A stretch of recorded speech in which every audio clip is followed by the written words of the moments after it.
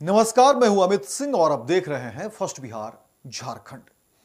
देखिए, पहलगाम की घटना के बाद पूरे देश में रोष व्याप्त रहा और कहा जा रहा था कि पाकिस्तान को करारा जवाब दी जाए। और उसके बाद देखिए, प्रधानमंत्री नरेंद्र मोदी ने प्लानिंग की और उस प्लानिंग का नतीजा हुआ कि ऑपरेशन सिंदूर को अंजाम दिया गया। और देखिए, बॉर्डर पार जिस तरीके से खबरें निकलकर सामने आई, उसके बाद कहा जा रहा था कि पाकिस्तान को करारा जवाब मिला। लेकिन पाकिस्तान कहां चुप बैठने वाला था। पाकिस्तान अपनी हरकतों से बाज आने वाला तो नहीं था। और उसके बाद देखिए, पाकिस्तान की तरफ से किस तरह से रॉकेट जो है वो छोड़े जा रहे थे। जम्मू का इलाका हो या कई सारे इलाके जो है, उस पर पाकिस्तान लगातार रॉकेट लॉन्चर से गोली बरसाते रहे और उसके बाद फिर जवाबी कार्रवाई भी हुई। और दोनों तरफ से तनातनी की खबरें लगातार आपको मीडिया में देखने को मिल रही होगी। हालांकि उसके बाद फिर अमेरिका की मध्यस्थता के बाद जो है तमाम चीजों पर विराम लगा। लेकिन पाकिस्तान तो पाकिस्तान है। पाकिस्तान कहां चुप बैठने वाला है। पाकिस्तान की यही नियति है, वो कभी शांत हो नहीं सकता है और उसे जब तक करारा जवाब नहीं मिलेगा वो चुप बैठने वाला है नहीं। और उसके बाद फिर देखिए, बीती रात जिस तरह से पाकिस्तान ने फिर से सीज फायर का उल्लंघन किया और उसके बाद फिर भारतीय जवान ने लगातार करारा जवाब पाकिस्तान को दिया। लेकिन पाकिस्तान को समझना चाहिए कि वो किस हिंदुस्तान से टकराना चाहता है।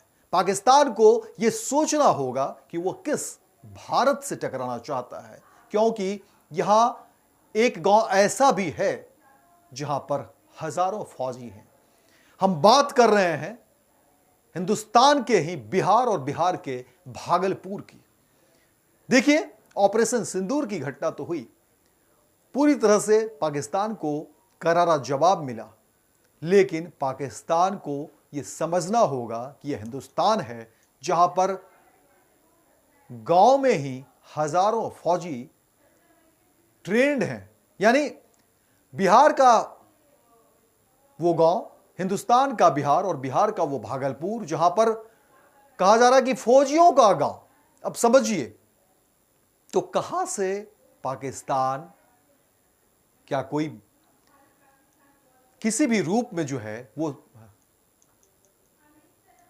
हिंदुस्तान के सामने टिक पाएगा, यह भी सोचना होगा। और देखिए, आपको बता दें कि हिंदुस्तान के बिहार और बिहार में भागलपुर का कहा जा रहा है कि यह फौजियों का गांव है, जहां पर पूरी तरह से ट्रेंड फौजी हैं और जज्बा ऐसी कि हमेशा वहां के जो लोग हैं, वहां के जो वयोवृद्ध हैं, वो भी जो है चाहते हैं कि यहाँ के लोग, यहाँ के जो नौजवान हैं, वो देश की सेना में जाए, देश की सेवा करे। और हर लोग जो है वहां पर ट्रेंड मिलते हैं। इस तरह की बातें कही जा रही हैं। पूरी खबर हम आपको विस्तार से बताते हैं कि आखिर हिंदुस्तान के बिहार और बिहार का वो भागलपुर का गांव आखिर क्या है, वहां का मंजर, और क्यों कहा जा रहा है कि ये गांव फौजियों का गांव है।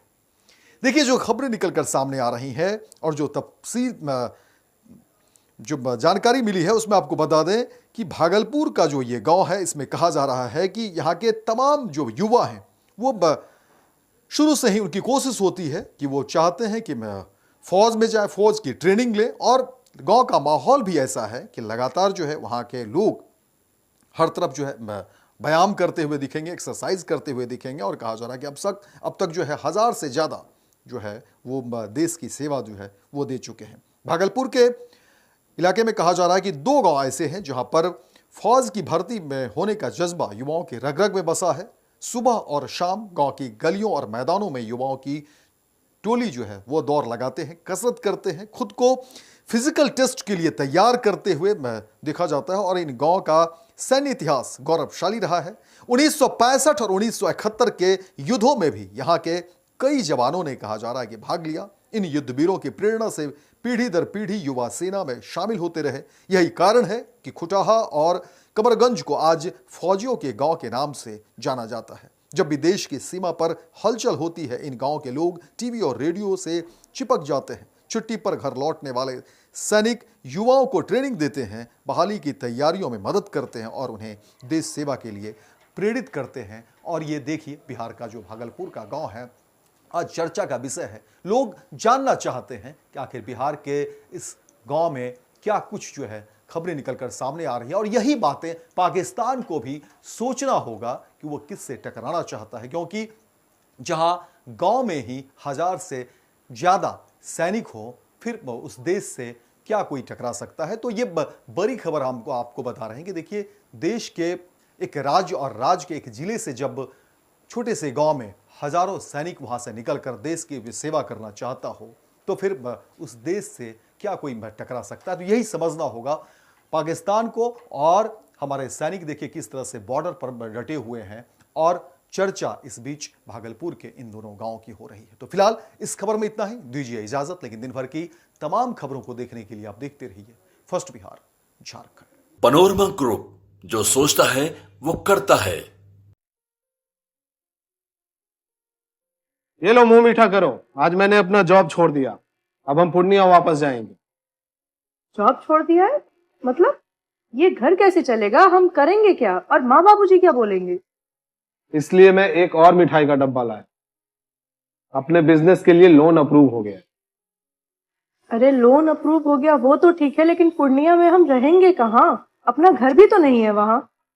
इसलिए तो एक और मिठाई का डब्बा अलग से लाया हूँ। हमने पूर्णिया में घर ले लिया है, पूर्णिया के ई होम्स पैनोरमा में। पूर्णिया में पैनोरमा ग्रुप लेकर आए हैं ई होम्स पैनोरमा। बड़ा घर, आलीशान जिंदगी और अत्याधुनिक सुविधाओं के संग। अरे अरे, अब क्यों मुंह मीठा करवा रही हो? क्योंकि हम घर वापसी जो कर रहे हैं। घर वापसी की खुशी पूर्णिया में ई होम्स पैनोरमा के संग। E homes panorama, luxurious lifestyle redefined.